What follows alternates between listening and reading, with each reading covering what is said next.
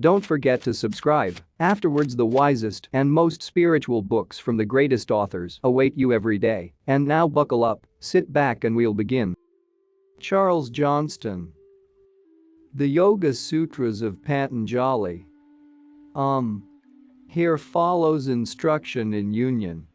Union, here as always in the scriptures of India, means union of the individual soul with the oversoul, of the personal consciousness with the divine consciousness, whereby the mortal becomes immortal and enters the eternal. Therefore, salvation is, first, freedom from sin and the sorrow which comes from sin, and then a divine and eternal well-being, wherein the soul partakes of the being, the wisdom and glory of God. Union, spiritual consciousness, is gained through control of the versatile psychic nature. The goal is the full consciousness of the spiritual man, illumined by the divine light. Nothing except the obdurate resistance of the psychic nature keeps us back from the goal. The psychical powers or spiritual powers run wild, perverted, drawn from their proper channel. Therefore, our first task is to regain control of this perverted nature, to chasten, purify and restore the misplaced powers. Then the seer comes to consciousness in his proper nature. Egotism is but the perversion of spiritual being. Ambition is the inversion of spiritual power. Passion is the distortion of love. The mortal is the limitation of the immortal. When these false images give place to true, then the spiritual man stands forth luminous as the sun when the clouds disperse. Heretofore the seer has been enmeshed in the activities of the psychic nature. The power and life which are the heritage of the spiritual man have been caught and enmeshed in psychical activities. Instead of pure being in the divine, there has been fretful, combative egotism, its hand against every man. Instead of the light of pure vision, there have been restless senses, knave, re and imaginings. Instead of spiritual joy, the undivided joy of pure being, there has been self-indulgence of body and mind. These are all real forces, but distorted from their true nature and goal. They must be extricated, like gems from the matrix, like the pith from the reed, steadily, without destructive violence. Spiritual powers are to be drawn forth from the psychic meshes. The psychic activities are five. They are either subject or not subject to the five hindrances, Book 2, 3. The psychic nature is built up through the image-making power, the power which lies behind and dwells in mind pictures. These pictures do not remain quiescent in the mind, they are kinetic, restless, stimulating to new acts. Thus the mind image of an indulgence suggests and invites to a new indulgence. The picture of past joy is framed in regrets or hopes. And there is the ceaseless play of the desire to know, to penetrate to the essence of things, to classify. This, too, busies itself ceaselessly with the mind images, so that we may classify the activities of the psychic nature thus. These activities are sound intellection, unsound intellection, predication, sleep, memory. We have here a list of mental and emotional powers, of powers that picture and observe, and of powers that picture and feel. But the power to know and feel is spiritual and immortal. What is needed is not to destroy it, but to raise it from the psychical to the spiritual realm. The elements of sound intellection are direct observation, inductive reason, and trustworthy testimony. Each of these is a spiritual power, thinly veiled.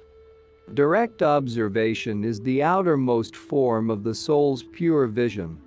Inductive reason rests on the great principles of continuity and correspondence, and these, on the supreme truth that all life is of the One. Trustworthy testimony, the sharing of one soul in the wisdom of another, rests on the ultimate oneness of all souls.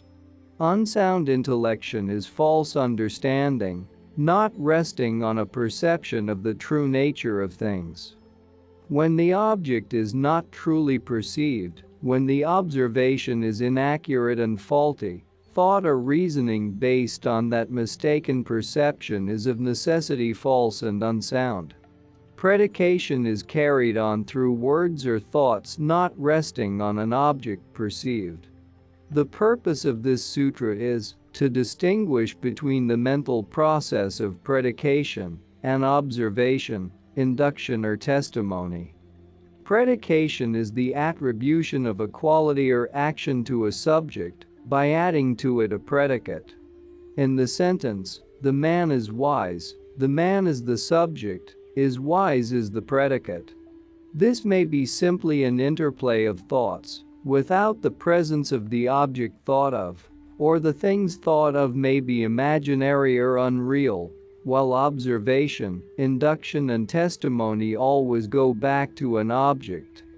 Sleep is the psychic condition which rests on mind states, all material things being absent. In waking life, we have two currents of perception, an outer current of physical things seen and heard and perceived, an inner current of mind images and thoughts. The outer current ceases in sleep, the inner current continues, and watching the mind images float before the field of consciousness, we dream. Even when there are no dreams, there is still a certain consciousness in sleep, so that, on waking, one says, "I have slept well," or "I have slept badly." Memory is holding to mind images of things perceived, without modifying them. Here, as before, the mental power is explained in terms of mind images, which are the material of which the psychic world is built. Therefore the sages teach that the world of our perception, which is indeed a world of mind images, is but the wraith or shadow of the real and everlasting world. In this sense, memory is but the psychical inversion of the spiritual, ever-present vision. That which is ever before the spiritual eye of the seer needs not to be remembered. The control of these psychic activities comes through the right use of the will and through ceasing from self-indulgence. If these psychical powers and energies, even such evil things as passion and hate and fear, are but spiritual powers fallen and perverted, how are we to bring about their release and restoration? Two means are presented to us: the awakening of the spiritual will and the purification of mind and thought. The right use of the will is the steady effort to stand in spiritual being. We have thought of ourselves, perhaps, as creatures moving upon this earth, rather helpless, at the mercy of storm and hunger and our enemies.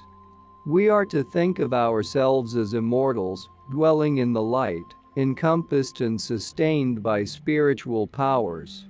The steady effort to hold this thought will awaken dormant and unrealized powers, which will unveil to us the nearness of the eternal. This becomes a firm resting place when followed long, persistently, with earnestness.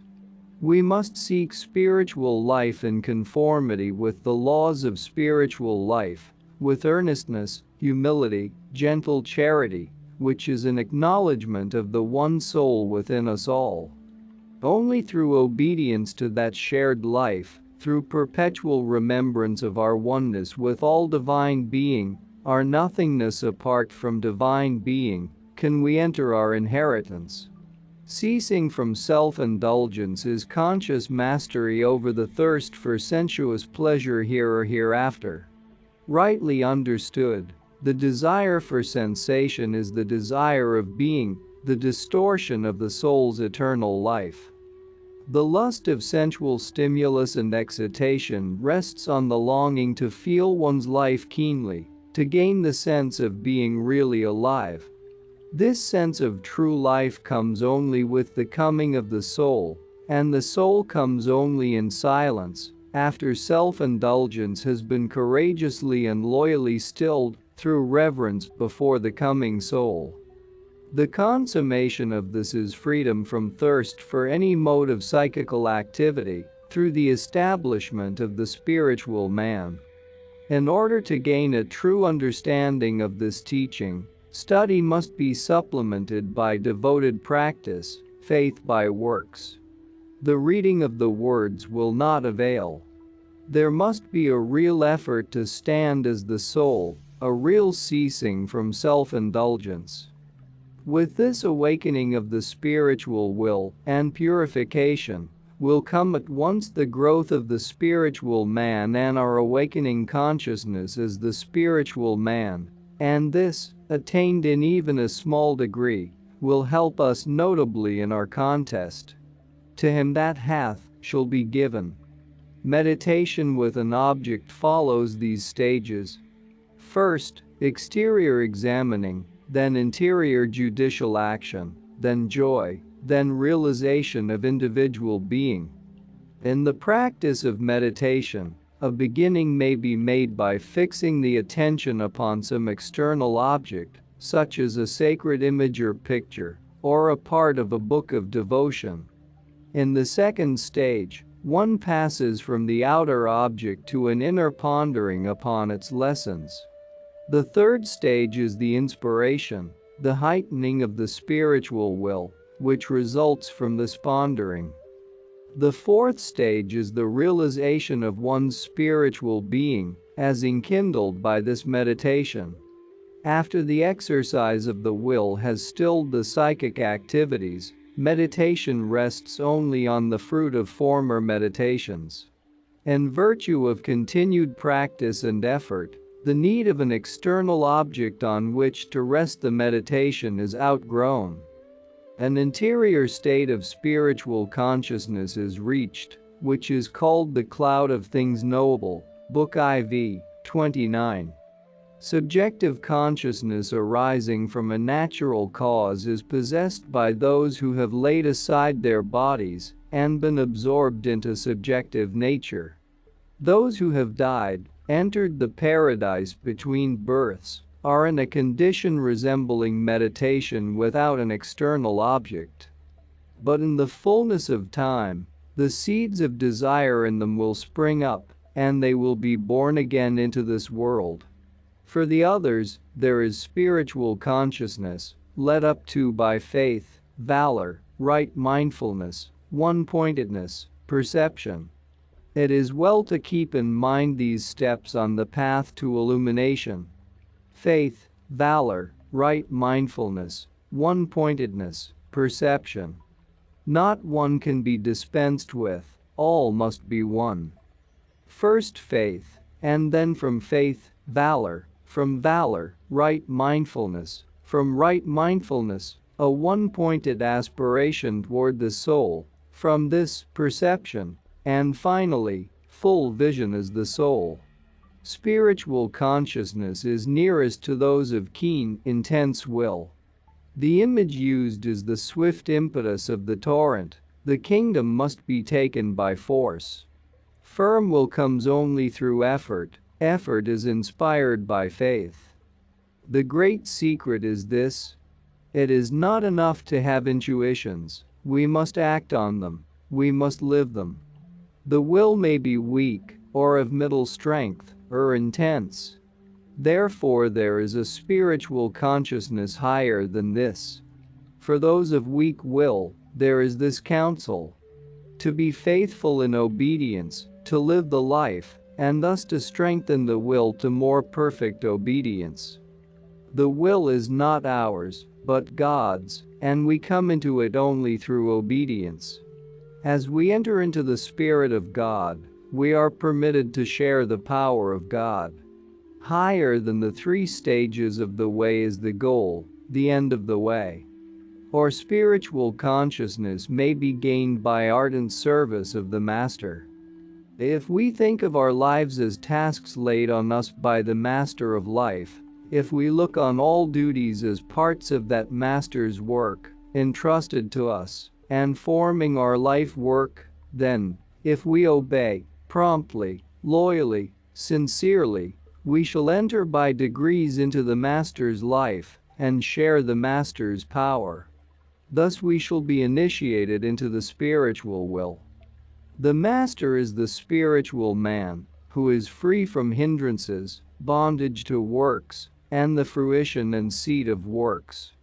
The soul of the Master, the Lord, is of the same nature as the soul in us, but we still bear the burden of many evils. We are in bondage through our former works. We are under the dominance of sorrow. The soul of the Master is free from sin and servitude and sorrow. And the Master is the perfect seat of omniscience. The soul of the Master is in essence one with the Oversoul, and therefore partaker of the Oversoul's all wisdom and all power. All spiritual attainment rests on this, and is possible because the soul and the Oversoul are one. He is the teacher of all who have gone before, since he is not limited by time. From the beginning, the Oversoul has been the teacher of all souls, which, by their entrance into the Oversoul, by realizing their oneness with the Oversoul, have inherited the kingdom of the light. For the Oversoul is before time, and time, father of all else, is one of his children. His word is Om. Om.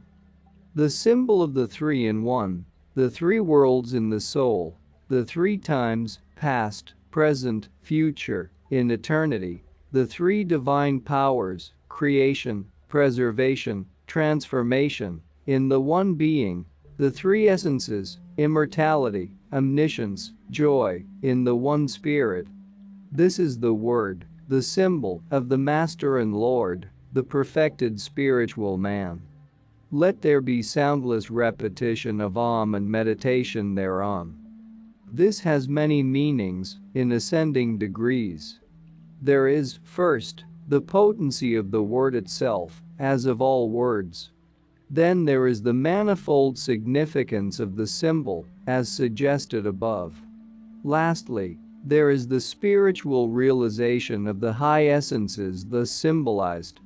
Thus we rise step by step to the eternal. Thence come the awakening of interior consciousness, and the removal of barriers. Here again faith must be supplemented by works, the life must be led as well as studied, before the full meaning can be understood. The awakening of spiritual consciousness can only be understood in measure as it is entered. It can only be entered where the conditions are present. Purity of heart, and strong aspiration, and the resolute conquest of each sin.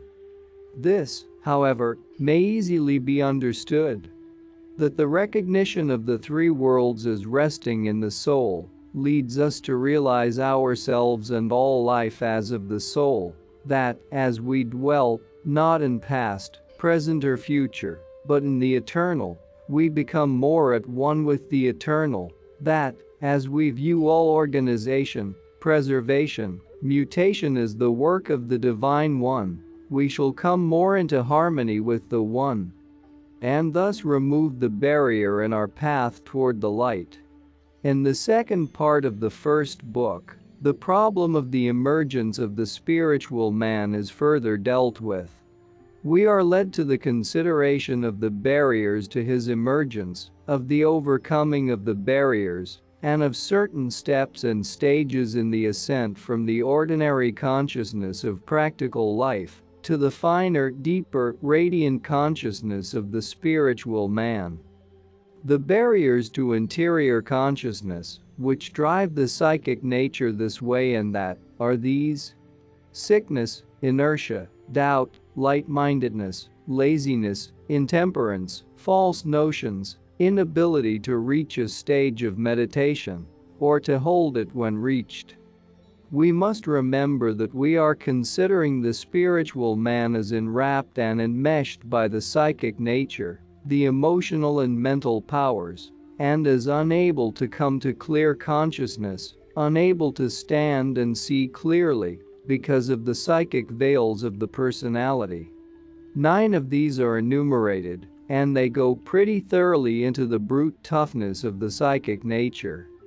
Sickness is included rather for its effect on the emotions and mind, since bodily infirmity, such as blindness or deafness, is no insuperable barrier to spiritual life and may sometimes be a help, as cutting off distractions. It will be well for us to ponder over each of these 9 activities, thinking of each as a psychic state, a barrier to the interior consciousness of the spiritual man. Grieving, despondency, bodily restlessness, the drawing in and sending forth of the life breath, also contribute to drive the psychic nature to and fro. The first 2 moods are easily understood. We can well see Bo's sodden psychic condition, flagrantly opposed to the pure and positive joy of spiritual life, would be a barrier. The next, bodily restlessness, is in a special way the fault of our day and generation. When it is conquered, mental restlessness will be half conquered, too. The next 2 terms, concerning the life breath, offer some difficulty. The surface meaning is harsh and irregular breathing. The deeper meaning is a life of harsh and irregular impulses. Steady application to a principle is the way to put a stop to these. The will, which, in its pristine state, was full of vigor, has been steadily corrupted by self-indulgence, the seeking of moods and sensations for sensation's sake. Hence come all the morbid and sickly moods of the mind. The remedy is a return to the pristine state of the will by vigorous positive effort, or, as we are here told, by steady application to a principle. The principle to which we should thus steadily apply ourselves should be one arising from the reality of spiritual life, valorous work for the soul, in others as in ourselves. By sympathy with the happy, compassion for the sorrowful, delight in the holy, disregard of the unholy, the psychic nature moves to gracious peace. When we are wrapped up in ourselves, shrouded with the cloak of our egotism, absorbed in our pains and bitter thoughts, we are not willing to disturb or strain our own sickly mood by giving kindly sympathy to the happy, thus doubling their joy, or by showing compassion for the sad, thus halving their sorrow. We refuse to find delight in holy things, and let the mind brood in sad pessimism on unholy things. All these evil psychic moods must be conquered by strong effort of will. This rending of the veils will reveal to us something of the grace and peace which are of the interior consciousness of the spiritual man. Or peace may be reached by the even sending forth and control of the life breath. Here again we may look for a double meaning. First, that even and quiet breathing which is a part of the victory over bodily restlessness, then the even and quiet tenor of life, without harsh or dissonant impulses, which brings stillness to the heart. Faithful, persistent application to any object, if completely attained, will bind the mind to steadiness. We are still considering how to overcome the wavering and perturbation of the psychic nature, which make it quite unfit to transmit the inward consciousness and stillness. We are once more told to use the will, and to train it by steady and persistent work. By sitting close to our work, in the phrase of the original, as also will a joyful, radiant spirit. There is no such illusion as gloomy pessimism, and it has been truly said that a man's cheerfulness is the measure of his faith. Gloom, despondency, the pale cast of thought, are very amenable to the will. Sturdy and courageous effort will bring a clear and valorous mind. But it must always be remembered that this is not for solace to the personal man, but is rather an offering to the ideal of spiritual life, a contribution to the universal and universally shared treasure in heaven, or the purging of self-indulgence from the psychic nature. We must recognize that the fall of man is a reality, exemplified in our own persons. We have quite other sins than the animals, and far more deleterious, and they have all come through self-indulgence, with which our psychic natures are soaked through and through. As we climb downhill for our pleasure, so must we climb up again for our purification and restoration to our former high estate. The process is painful, perhaps, yet indispensable. Or a pondering on the perceptions gained in dreams and dreamless sleep. For the Eastern sages, dreams are, it is true, made up of images of waking life, reflections of what the eyes have seen and the ears heard. But dreams are something more, for the images are in a sense real, objective on their own plane, and the knowledge that there is another world, even a dream world, lightens the tyranny of material life. Much of poetry and art is such a solace from dreamland. But there is more in dream, for it may image what is above, as well as what is below, not only the children of men, but also the children by the shore of the immortal sea that brought us hither, may throw their images on this magic mirror. So, too, of the secrets of dreamless sleep with its pure vision, in even greater degree. Or meditative brooding on what is dearest to the heart. Here is a thought which our own day is beginning to grasp. That love is a form of knowledge, that we truly know anything or any person, by becoming one therewith, in love. Thus love has a wisdom that the mind cannot claim, and by this hearty love, this becoming one with what is beyond our personal borders, we may take a long step toward freedom. Two directions for this may be suggested. The pure love of the artist for his work, and the earnest, compassionate search into the hearts of others. Thus he masters all, from the atom to the infinite. Newton was asked how he made his discoveries. By intending my mind on them, he replied. This steady pressure, this becoming one with what we seek to understand, whether it be atom or soul, is the one means to know. When we become a thing, we really know it, not otherwise. Therefore live the life, to know the doctrine, do the will of the Father, if you would know the Father. When the perturbations of the psychic nature have all been stilled, then the consciousness, like a pure crystal, takes the color of what it rests on, whether that be the perceiver, perceiving, or the thing perceived. This is a fuller expression of the last sutra, and is so lucid that comment can hardly add to it. Everything is either perceiver, perceiving, or the thing perceived, or, as we might say, consciousness, force, or matter. The sage tells us that the one key will unlock the secrets of all three, the secrets of consciousness, force and matter alike.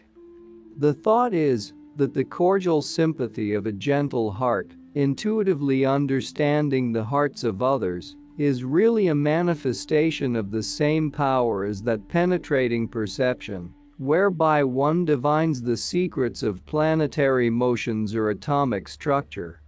When the consciousness, poised in perceiving, blends together the name, the object dwelt on and the idea, this is perception with exterior consideration. In the first stage of the consideration of an external object, the perceiving mind comes to it, preoccupied by the name and idea conventionally associated with that object. For example, in coming to the study of a book, we think of the author, his period, the school to which he belongs. The second stage, set forth in the next sutra, goes directly to the spiritual meaning of the book, setting its traditional trappings aside and finding its application to our own experience and problems. The commentator takes a very simple illustration. A cow, where one considers, in the first stage, the name of the cow, the animal itself and the idea of a cow in the mind. In the second stage, one pushes these trappings aside and, entering into the inmost being of the cow, shares its consciousness, as do some of the artists who paint cows. They get at the very life of what they study and paint. When the object dwells in the mind, clear of memory pictures, uncolored by the mind, as a pure luminous idea, this is perception without exterior or consideration. We are still considering external, visible objects. Such perception as is here described is of the nature of that penetrating vision whereby Newton, intending his mind on things, made his discoveries, or that whereby a really great portrait painter pierces to the soul of him whom he paints and makes that soul live on canvas. These stages of perception are described in this way to lead the mind up to an understanding of the piercing soul vision of the spiritual man, the immortal. The same two steps, when referring to things of finer substance, are said to be with, or without, judicial action of the mind. We now come to mental or psychical objects, to images in the mind. It is precisely by comparing, arranging and superposing these mind images that we get our general notions or concepts. This process of analysis and synthesis, whereby we select certain qualities in a group of mind images and then range together those of like quality, is the judicial action of the mind spoken of. But when we exercise swift divination upon the mind images, as does a poet or a man of genius, then we use a power higher than the judicial, and one nearer to the keen vision of the spiritual man. Subtle substance rises in ascending degrees to that pure nature which has no distinguishing mark. As we ascend from outer material things which are permeated by separateness, and whose chief characteristic is to be separate, just as so many pebbles are separate from each other, as we ascend, first, to mind images, which overlap and coalesce in both space and time, and then to ideas and principles, we finally come to purer essences, drawing ever nearer and nearer to unity. Or we may illustrate this principle thus. Our bodily, external selves are quite distinct and separate, in form, name, place, substance. Our mental selves, of finer substance, meet and part again, in perpetual concussion and interchange. Our spiritual selves attain true consciousness through unity, where the partition wall between us and the highest, between us and others, is broken down, and we are all made perfect in the One. The highest riches are possessed by all pure souls, only when united. Thus we rise from separation to true individuality and unity. The above are the degrees of limited and conditioned spiritual consciousness, still containing the seed of separateness. In the 4 stages of perception above described, the spiritual vision is still working through the mental and psychical. The inner genius is still expressed through the outer, personal man. The spiritual man has yet to come completely to consciousness as himself, in his own realm, the psychical veils laid aside. When pure perception without judicial action of the mind is reached, there follows the gracious peace of the inner self. We have instanced certain types of this pure perception. The poet's divination, whereby he sees the spirit within the symbol, likeness in things unlike, and beauty in all things. The pure insight of the true philosopher, whose vision rests not on the appearances of life, but on its realities, or the saint's firm perception of spiritual life and being. All these are far advanced on the way. They have drawn near to the secret dwelling of peace. In that peace, perception is unfailingly true. The poet, the wise philosopher and the saint not only reach a white and luminous consciousness, but they gain certain knowledge of substantial reality. When we know that we know. For we have come to the stage where we know things by being them, and nothing can be more true than being. We rest on the rock, and know it to be rock, rooted in the very heart of the world. The object of this perception is other than what is learned from the sacred books, or by sound inference, since this perception is particular.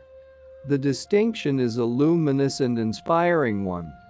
The scriptures teach general truths concerning universal spiritual life and broad laws, and inference from their teaching is not less general. But the spiritual perception of the awakened seer brings particular truth concerning his own particular life and needs, whether these be for himself or others. He receives defined, precise knowledge, exactly applying to what he has at heart. The impress on the consciousness springing from this perception supersedes all previous impressions. Each state or field of the mind, each field of knowledge, so to speak, which is reached by mental and emotional energies, is a psychical state, just as the mind picture of a stage with the actors on it is a psychical state or field. When the pure vision, as of the poet, the philosopher, the saint, fills the whole field, all lesser views and visions are crowded out. This high consciousness displaces all lesser consciousness. Yet, in a certain sense, that which is viewed as part, even by the vision of a sage, has still an element of illusion, a thin psychical veil, however pure and luminous that veil may be. It is the last and highest psychic state. When this impression ceases, then, since all impressions have ceased, there arises pure spiritual consciousness, with no seed of separateness left. The last psychic veil is drawn aside, and the spiritual man stands with unveiled vision, pure serene. The practices which make for union with the soul are fervent aspiration, spiritual reading, and complete obedience to the Master. The word which I have rendered fervent aspiration means primarily fire, and, in the Eastern teaching, it means the fire which gives life and light, and at the same time the fire which purifies. We have, therefore, as our first practice, as the first of the means of spiritual growth, that fiery quality of the will which enkindles and illumines, and, at the same time, the steady practice of purification, the burning away of all known impurities. Spiritual reading is so universally accepted and understood that it needs no comment. The very study of Patanjali's sutras is an exercise in spiritual reading, and a very effective one. And so with all other books of the soul.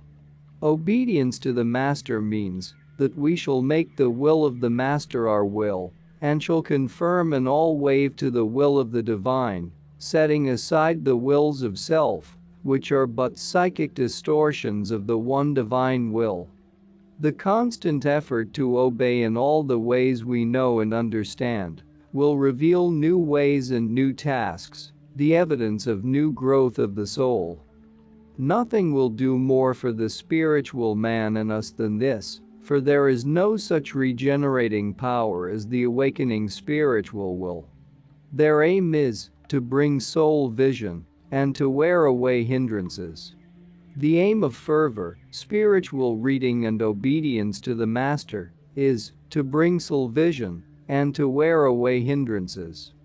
Or, to use the phrase we have already adopted, the aim of these practices is to help the spiritual man to open his eyes, to help him also to throw aside the veils and disguises, the enmeshing psychic nets which surround him, tying his hands, as it were, and bandaging his eyes. And this, as all teachers testify, is a long and arduous task, a steady uphill fight, demanding fine courage and persistent toil. Fervor, the fire of the spiritual will, is, as we said, twofold. It illumines, and so helps the spiritual man to see, and it also burns up the nets and meshes which ensnare the spiritual man. So with the other means, spiritual reading and obedience. Each, in its action, is twofold, wearing away the psychical, and upbuilding the spiritual man. These are the hindrances.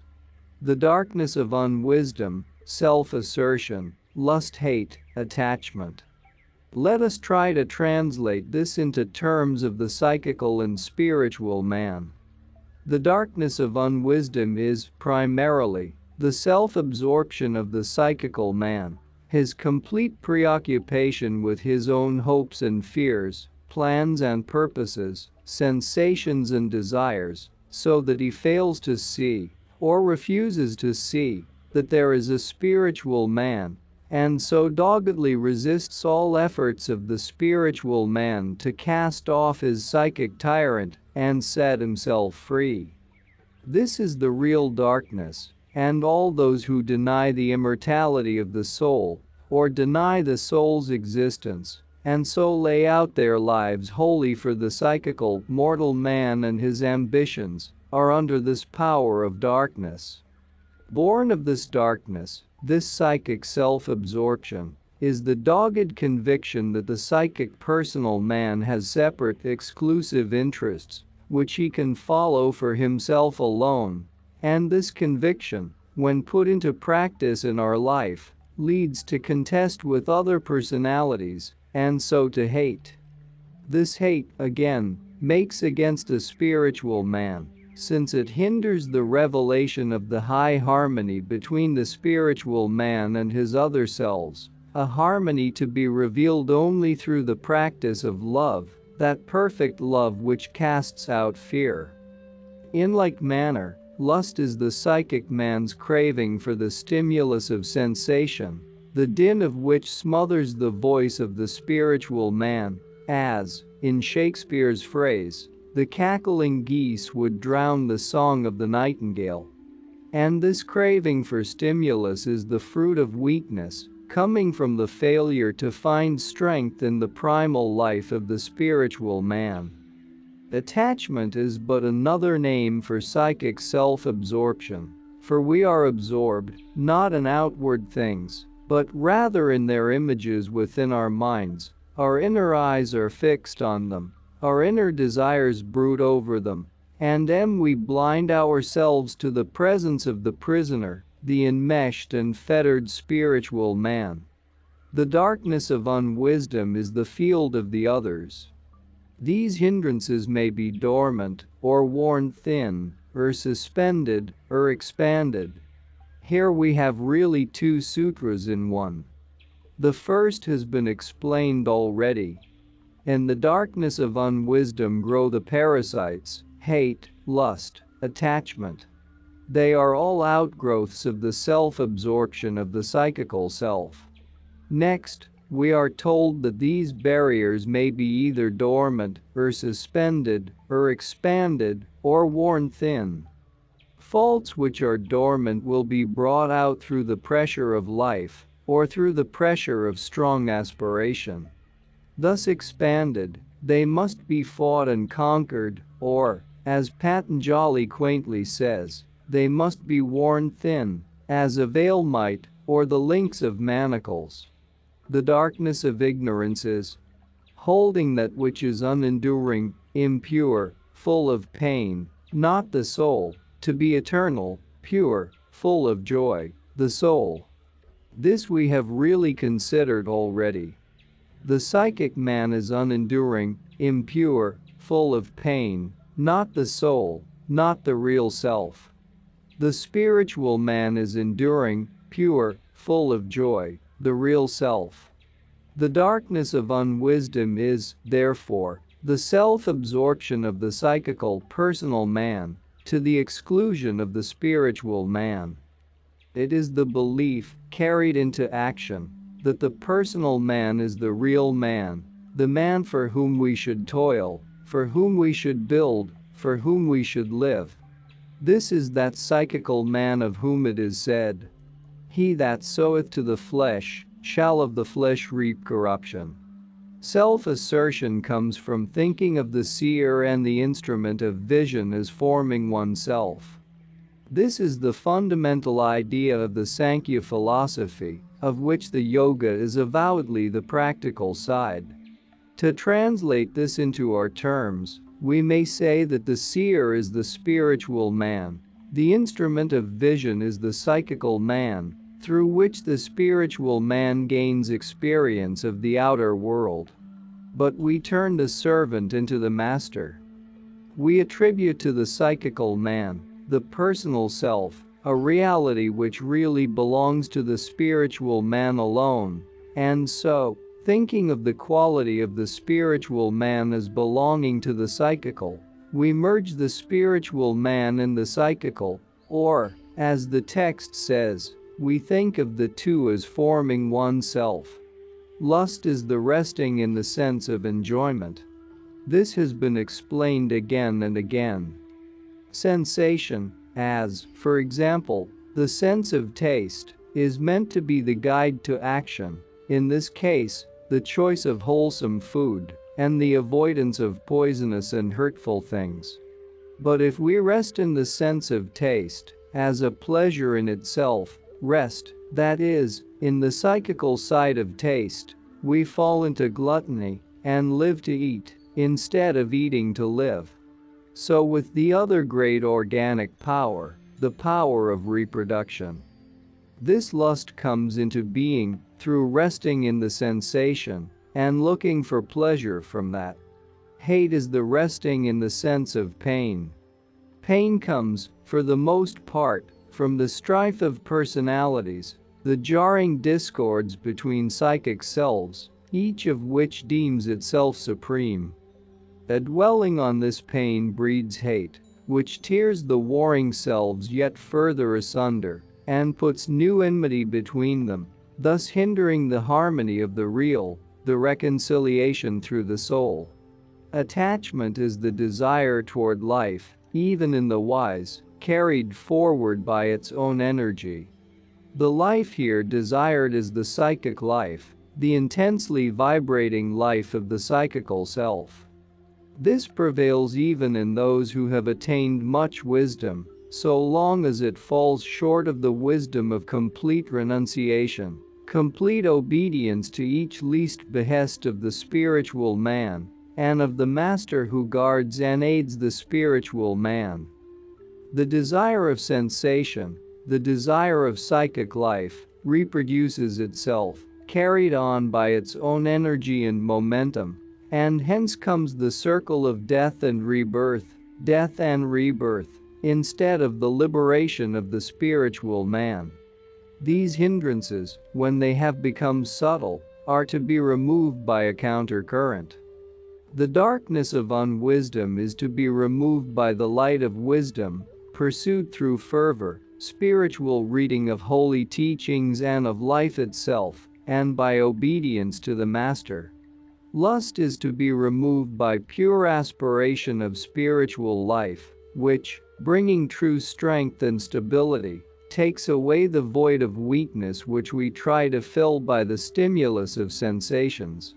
Hate is to be overcome by love.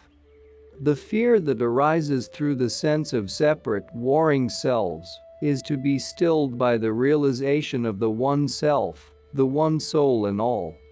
This realization is the perfect love that casts out fear. The hindrances are said to have become subtle when, by initial efforts, they have been located and recognized in the psychic nature. Their active turnings are to be removed by meditation. Here is, in truth, the whole secret of yoga, the science of the soul. The active turnings, The strident vibrations of selfishness, lust and hate are to be stilled by meditation, by letting heart and mind dwell in spiritual life, by lifting up the heart to the strong, silent life above, which rests in the stillness of eternal love and needs no harsh vibration to convince it of true being. The burden of bondage to sorrow has its root in these hindrances. It will be felt in this life, or in a life not yet manifested. The burden of bondage to sorrow has its root in the darkness of unwisdom, in selfishness, in lust, in hate, in attachment to sensation. All these are, in the last analysis, absorption in the psychical self, and this means sorrow, because it means the sense of separateness, and this means jarring discord and inevitable death. But the psychical self will breed a new psychical self, in a new birth, and sow new sorrows in a life not yet manifest. From this root there grow and ripen the fruits of birth, of the lifespan, of all that is tasted in life. Fully to comment on this would be to write a treatise on karma and its practical working in detail, whereby the place and time of the next birth, its content and duration, are determined, and to do this the present commentator is in no wise fitted. But this much is clearly understood, that, through a kind of spiritual gravitation, the incarnating self is drawn to a home and life circle, which will give it scope and discipline, and its need of discipline is clearly conditioned by its character, its standing, its accomplishment. These bear fruits of rejoicing, or of affliction, as they are sprung from holy or unholy works. Since holiness is obedience to divine law, to the law of divine harmony, and obedience to harmony strengthens that harmony in the soul, which is the one true joy, therefore joy comes of holiness. Comes, indeed, in no other way. And as unholiness is disobedience, and therefore discord, therefore unholiness makes for pain. And this twofold law is true, whether the cause take effect in this, or in a yet unmanifested birth. To him who possesses discernment, all personal life is misery, because it ever waxes and wanes, is ever afflicted with restlessness, makes ever new dynamic impresses in the mind, and because all its activities war with each other. The whole life of the psychic self is misery, because it ever waxes and wanes, because birth brings inevitable death, because there is no expectation without its shadow, fear. The life of the psychic self is misery, because it is afflicted with restlessness, so that he who has much finds not satisfaction, but rather the whetted hunger for more. The fire is not quenched by pouring oil on it, so desire is not quenched by the satisfaction of desire. Again, the life of the psychic self is misery, because it makes ever new dynamic impresses in the mind, because a desire satisfied is but the seed from which springs the desire to find like satisfaction again. The appetite comes in eating, as the proverb says, and grows by what it feeds on. And the psychic self, torn with conflicting desires, is ever the house divided against itself, which must surely fall. This pain is to be warded off before it has come. In other words, we cannot cure the pains of life by laying on them any balm. We must cut the root, absorption in the psychical self. So it is said, there is no cure for the misery of longing, but to fix the heart upon the eternal. The cause of what is to be warded off is the absorption of the seer in things seen. Here again we have the fundamental idea of the Sankhya, which is the intellectual counterpart of the yoga system. The cause of what is to be warded off, the root of misery, is the absorption of consciousness in the psychical man, and the things which beguile the psychical man. The cure is liberation. Things seen have as their property manifestation, action, inertia. They form the basis of the elements and the sense powers. They make for experience and for liberation. Here is a whole philosophy of life. Things seen, the total of the phenomena, possesses their property, manifestation, action, inertia. The qualities of force and matter in combination. These, in their grosser form, make the material world. In their finer, more subjective form, they make the psychical world, the world of sense impressions and mind images. And through this totality of the phenomenal, the soul gains experience and is prepared for liberation. In other words, the whole outer world exists for the purposes of the soul and finds in this its true reason for being. The grades or layers of the three potencies are the defined, the undefined, that with distinctive mark, that without distinctive mark. Or, as we might say, there are two strata of the physical and two strata of the psychical realms. In each, there is the side of form and the side of force. The form side of the physical is here called the defined. The force side of the physical is the undefined, that which has no boundaries. So in the psychical, there is the form side, that with distinctive marks, such as the characteristic features of mind images, and there is the force side, without distinctive marks, such as the forces of desire or fear, which may flow out of this mind image, now to that. The seer is pure vision. Though pure, he looks out through the vesture of the mind. The seer, as always, is the spiritual man whose deepest consciousness is pure vision, the pure life of the eternal. But the spiritual man, as yet unseeing in his proper person, looks out on the world through the eyes of the psychical man, by whom he is enfolded and enmeshed. The task is to set this prisoner free, to clear the dust of ages from this buried temple. The very essence of things seen is that they exist for the seer. The things of outer life, not only material things, but the psychic man also, exist in very deed for the purposes of the seer, the soul. The spiritual man disaster comes when the psychical man sets up, so to speak, on his own account, trying to live for himself alone, and taking material things to solace his loneliness. Though fallen away from him who has reached the goal, things seen have not alto fallen away, since they still exist for others. When one of us conquers hate, hate does not thereby cease out of the world, since others still hate and suffer hatred. So with other delusions, which hold us in bondage to material things, and through which we look at all material things. When the colored veil of illusion is gone, the world which we saw through it is also gone, for now we see life as it is, in the white radiance of eternity. But for others the colored veil remains, and therefore the world thus colored by it remains for them, and will remain till they, too, conquer delusion. The association of the seer with things seen is the cause of the realizing of the nature of things seen, and also of the realizing of the nature of the seer. Life is educative. All life's infinite variety is for discipline, for the development of the soul. So passing through many lives, the soul learns the secrets of the world, the august laws that are written in the form of the snow crystal or the majestic order of the stars.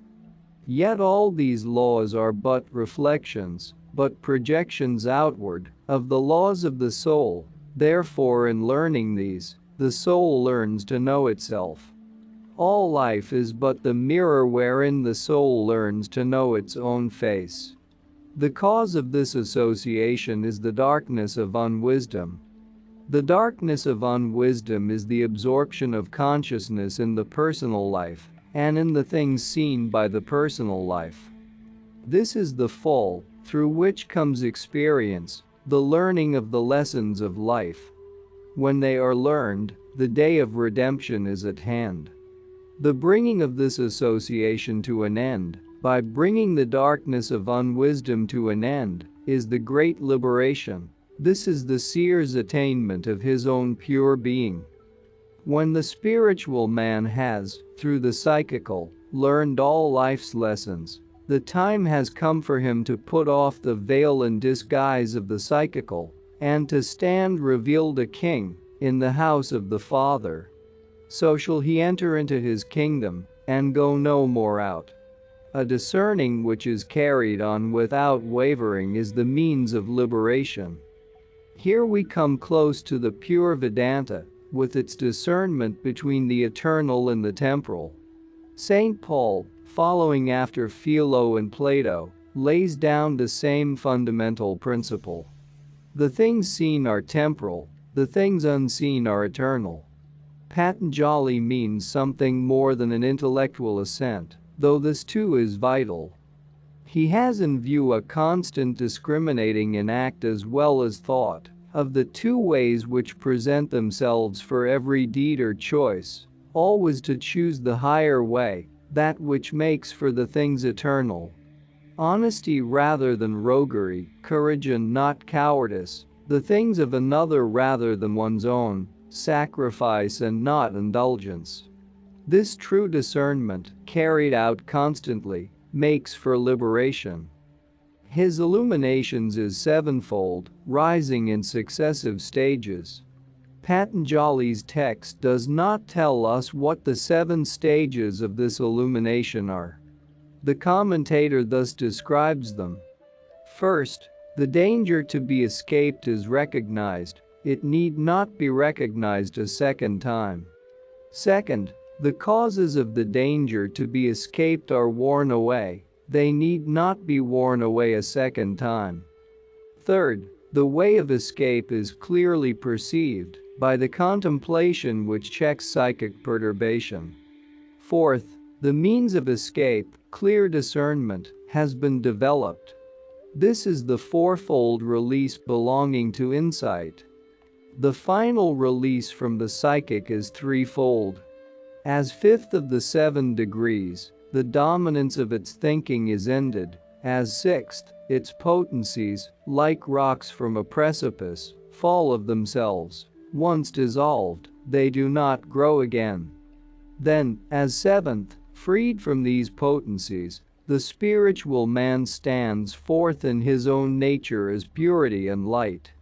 Happy is the spiritual man who beholds this sevenfold illumination in its ascending stages.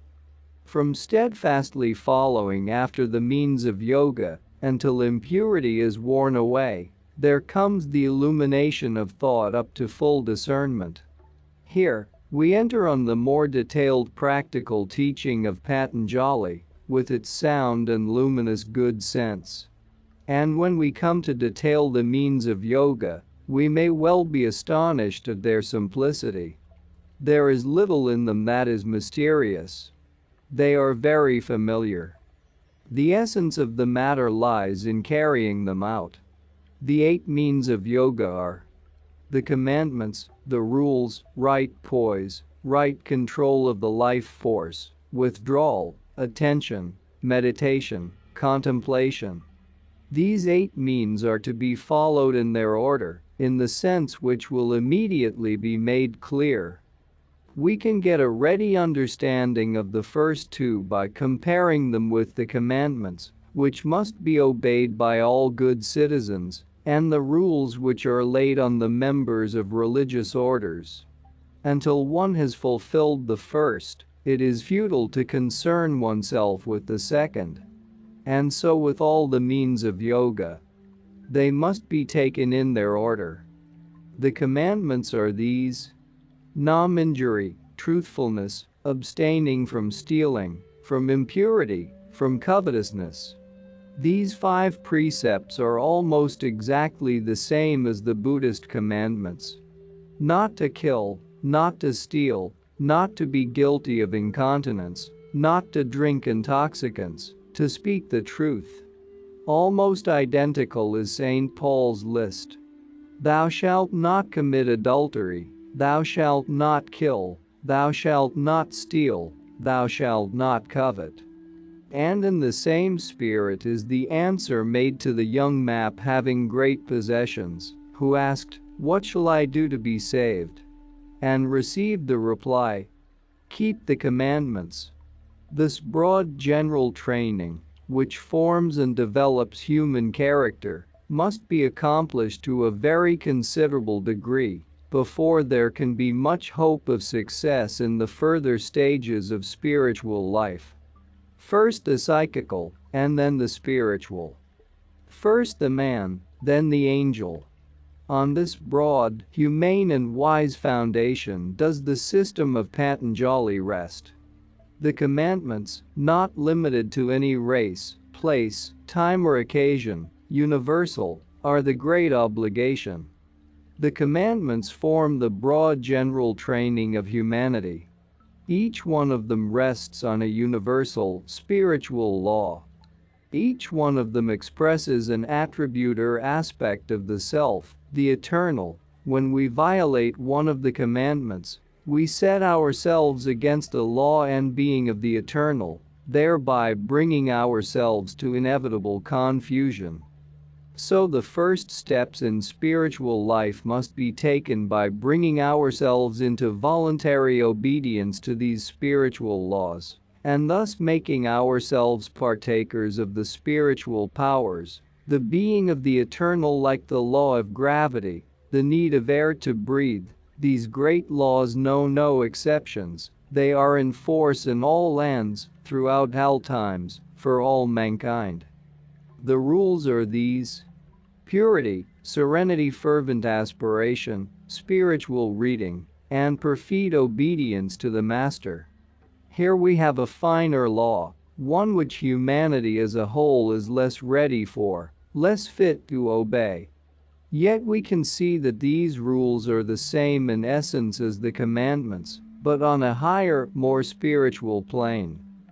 The commandments may be obeyed in outer acts and abstinences. The rules demand obedience of the heart and spirit, a far more awakened and more positive consciousness.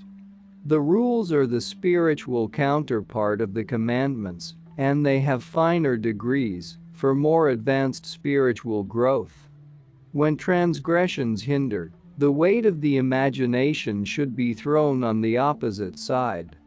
Let us take a simple case, that of a thief, a habitual criminal, who has drifted into stealing in childhood before the moral consciousness has awakened. We may imprison such a thief and deprive him of all possibility of further theft or of using the divine gift of will. Or we may recognize his disadvantages and help him gradually to build up possessions which express his will and draw forth his self-respect. If we imagine that, after he has built well, and his possessions have become dear to him, he himself is robbed, then we can see how he would come vividly to realize the essence of theft and of honesty, and would cleave to honest dealings with firm conviction. In some such way does the great law teach us. Our sorrows and losses teach us the pain of the sorrow and loss we inflict on others, and so we cease to inflict them. Now as to the more direct application. To conquer a sin, let heart and mind rest, not on the sin, but on the contrary virtue. Let the sin be forced out by positive growth in the true direction, not by direct opposition. Turn away from the sin and go forward courageously, constructively, creatively, in well-doing. In this way the whole nature will gradually be drawn up to the higher level, on which the sin does not even exist. The conquest of a sin is a matter of growth and evolution, rather than of opposition.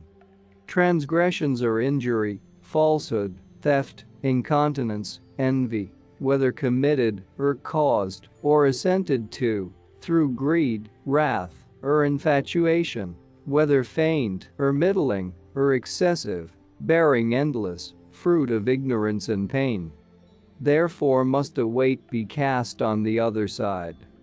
Here are the causes of sin: greed, wrath, infatuation, with their effects, ignorance and pain. The causes are to be cured by better wisdom, by a truer understanding of the self, of life.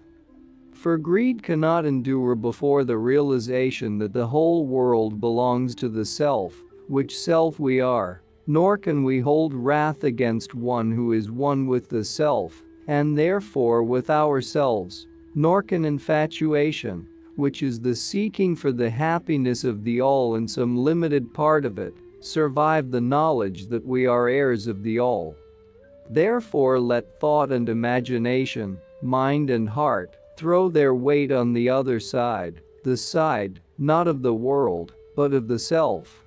Where non-injury is perfected, all enmity ceases in the presence of him who possesses it.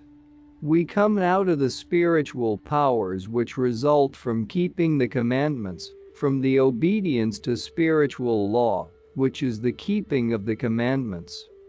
Where the heart is full of kindness which seeks no injury to another, either in act or thought or wish, this full love creates an atmosphere of harmony, whose benign power touches with healing all who come within its influence. Peace in the heart radiates peace to other hearts, even more surely than contention breeds contention. When he is perfected in truth, all acts and their fruits depend on him.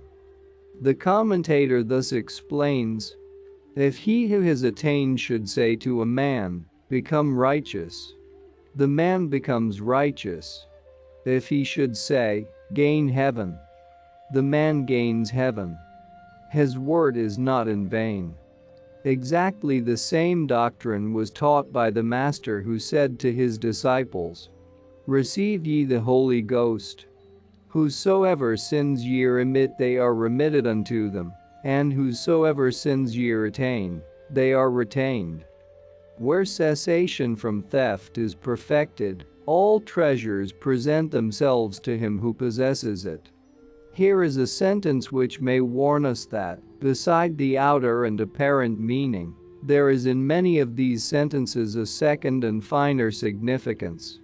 The obvious meaning is that he who has wholly ceased from theft, in act, thought and wish, finds buried treasures in his path, treasures of jewels and gold and pearls. The deeper truth is that he who in every least thing is wholly honest with the spirit of life, finds life supporting him in all things, and gains admittance to the treasure house of life, the spiritual universe. For him who is perfect in continence, the reward is valor and virility. The creative power, strong and full of vigor, is no longer dissipated, but turned to spiritual uses.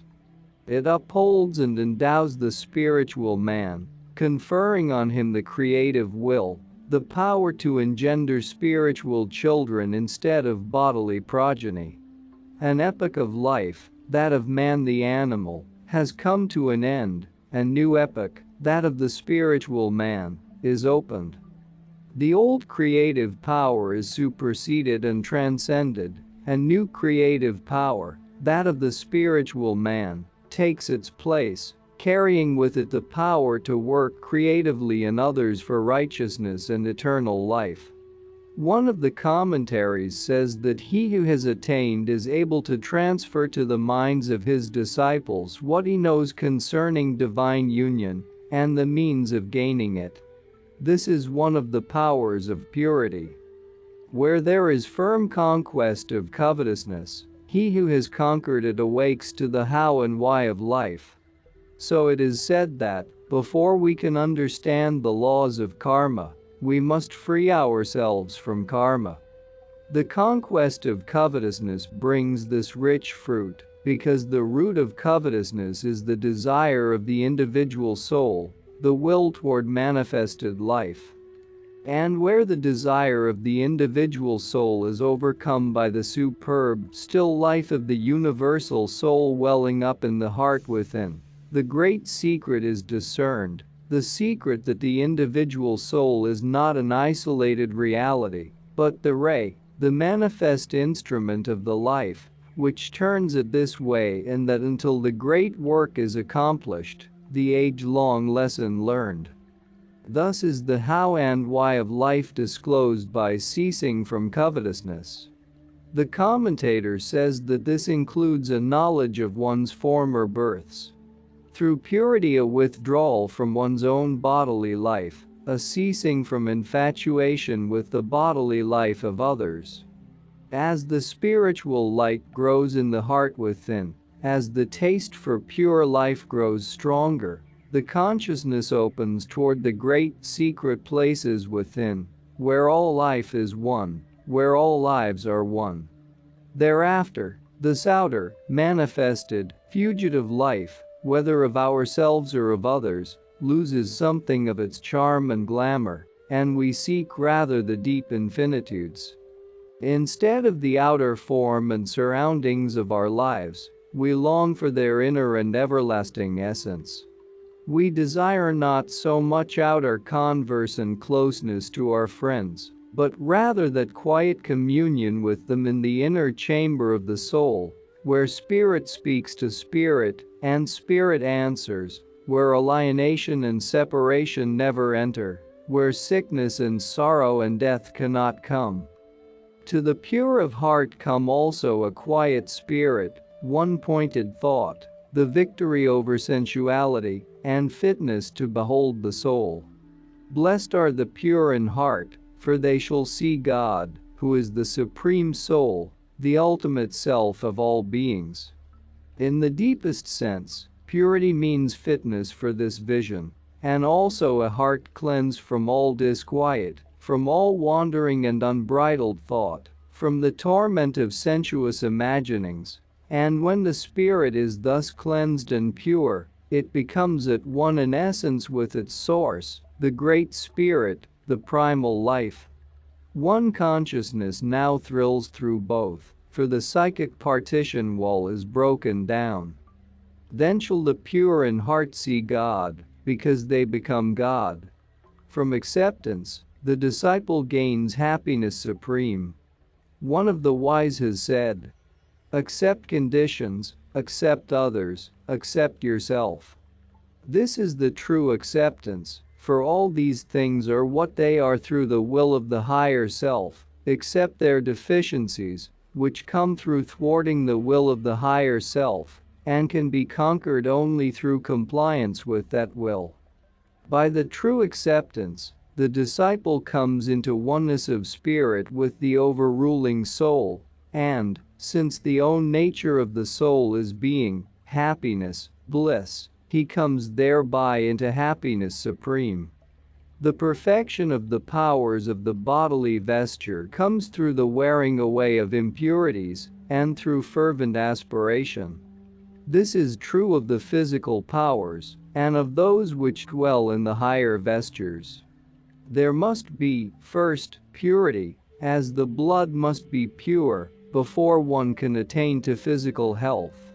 But absence of impurity is not in itself enough, else would many nerveless ascetics of the cloisters rank as high saints.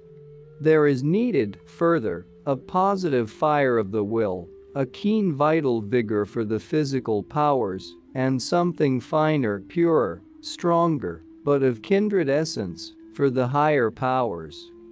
The fire of genius is something more than a phrase, for there can be no genius without the celestial fire of the awakened spiritual will. Through spiritual reading, the disciple gains communion with the divine power on which his heart is set. Spiritual reading meant, for ancient India, something more than it does with us. It meant, first, the recital of sacred texts, which, in their very sounds, had mystical potencies, and it meant a recital of texts which were divinely emanated, and held in themselves the living, potent essence of the divine. For us, Spiritual reading means a communing with the recorded teachings of the Masters of Wisdom, whereby we read ourselves into the Master's mind, just as through his music one can enter into the mind and soul of the Master musician. It has been well said that all true art is contagion of feeling, so that through the true reading of true books, we do indeed read ourselves into the spirit of the Masters, share in the atmosphere of their wisdom and power, and come at last into their very presence. Soul vision is perfected through perfect obedience to the Master. The sorrow and darkness of life come of the erring personal will which sets itself against the will of the soul, the one great life. The error of the personal will is inevitable, since each will must be free to choose, to try and fail, and so to find the path. And sorrow and darkness are inevitable, until the path be found, and the personal will made once more one with the greater will, wherein it finds rest and power, without losing freedom. In his will is our peace. And with that peace comes light. Soul vision is perfected through obedience. Right poise must be firm and without strain. Here we approach a section of the teaching which has manifestly a twofold meaning. The first is physical, and concerns the bodily position of the student, and the regulation of breathing. These things have their direct influence upon soul life, the life of the spiritual man, since it is always and everywhere true that our study demands a sound mind in a sound body. The present sentence declares that, for work and for meditation, the position of the body must be steady and without strain, in order that the finer currents of life may run their course. It applies further to the poise of the soul, that fine balance and stability which nothing can shake, where the consciousness rests on the firm foundation of spiritual being. This is indeed the house set upon a rock, which the winds and waves beat upon in vain. Right poise is to be gained by steady and temperate effort, and by setting the heart upon the everlasting. Here again, there is the twofold meaning, for physical poise is to be gained by steady effort of the muscles, by gradual and wise training, linked with a right understanding of, and relation with, the universal force of gravity. Uprightness of body demands that both these conditions shall be fulfilled. In like manner, the firm and upright poise of the spiritual man is to be gained by steady and continued effort, always guided by wisdom, and by setting the heart on the eternal, filling the soul with the atmosphere of the spiritual world. Neither is effective without the other. Aspiration without effort brings weakness, effort without aspiration brings a false strength, not resting on enduring things. The two together make for the right poise which sets the spiritual man firmly and steadfastly on his feet. The fruit of right poise is the strength to resist the shocks of infatuation or sorrow. In the simpler physical sense, which is also coveted by the wording of the original, this sentence means that wise effort establishes such bodily poise that the accidents of life cannot disturb it, as the captain remains steady, though disaster overtake his ship. But the deeper sense is far more important. The spiritual man, too, must learn to withstand all shocks, to remain steadfast through the perturbations of external things and the storms and whirlwinds of the psychical world. This is the power which is gained by wise, continuous effort, and by filling the spirit with the atmosphere of the eternal. When this is gained, there follows the right guidance of the life currents, the control of the incoming and outgoing breath. It is well understood today that most of our maladies come from impure conditions of the blood. It is coming to be understood that right breathing, right oxygenation, will do very much to keep the blood clean and pure. Therefore, a right knowledge of breathing is a part of the science of life. But the deeper meaning is that the spiritual man, when he has gained poise through right effort and aspiration, can stand firm and guide the currents of his life, both the incoming current of events and the outgoing current of his acts. Exactly the same symbolism is used in the saying, "Not that which goeth into the mouth defileth a man, but that which cometh out of the mouth, this defileth a man." Those things which proceed out of the mouth come forth from the heart. Out of the heart proceed evil thoughts, murders, uncleanness, thefts, false witness, blasphemies. Therefore, the first step in purification is to keep the commandments. The life current is either outward or inward or balanced. It is regulated according to place, time, number. It is prolonged and subtle. The technical, physical side of this has its value. In the breath, there should be right in-breathing, followed by the period of pause, when the air comes into contact with the blood, and this again followed by right out-breathing, even, steady, silent. Further, the lungs should be evenly filled. Many maladies may arise from the neglect and consequent weakening of some region of the lungs. And the number of breaths is so important, so closely related to health, that every nurse's chart records it. But the deeper meaning is concerned with the currents of life, with that which goeth into and cometh out of the heart. The fourth degree transcends external and internal objects. The inner meaning seems to be that, in addition to the 3 degrees of control already described, control, that is, over the incoming current of life, over the outgoing current, and over the condition of pause or quiescence, there is a 4th degree of control, which holds in complete mastery both the outer passage of events and the inner currents of thoughts and emotions, a condition of perfect poise and stability in the midst of the flux of things outward and inward. Thereby is worn away the veil which covers up the light.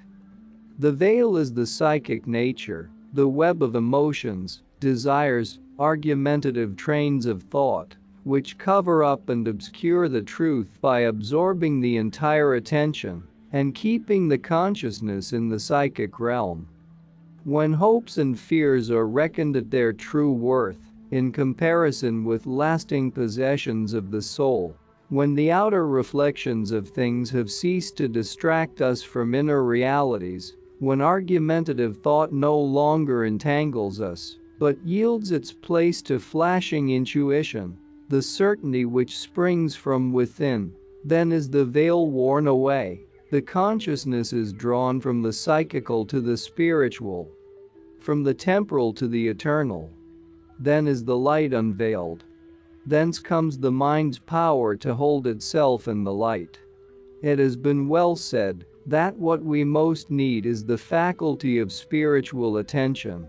And in the same direction of thought, it has been eloquently declared that prayer does not consist in our catching God's attention, but rather in our allowing God to hold our attention. The vital matter is that we need to disentangle our consciousness from the noisy and perturbed thraldom of the psychical, and to come to consciousness as the spiritual man. This we must do, first, by purification, through the commandments and the rules, and, second, through the faculty of spiritual attention, by steadily heeding endless fine intimations of the spiritual power within us, and by intending our consciousness thereto, thus by degrees transferring the center of consciousness from the psychical to the spiritual. It is a question, first, of love, and then of attention. The right withdrawal is the disengaging of the powers from entanglement in outer things, as the psychic nature has been withdrawn and stilled. To understand this, let us reverse the process and think of the one consciousness, centered in the soul, gradually expanding and taking on the form of the different perceptive powers, the one will, at the same time, differentiating itself into the varied powers of action. Now let us imagine this to be reversed, so that the spiritual force, which has gone into the differentiated powers, is once more gathered together into the inner power of intuition and spiritual will, taking on that unity which is the hallmark of spiritual things, as diversity is the seal of material things. It is all a matter of love for the quality of spiritual consciousness, as against psychical consciousness, of love and attention.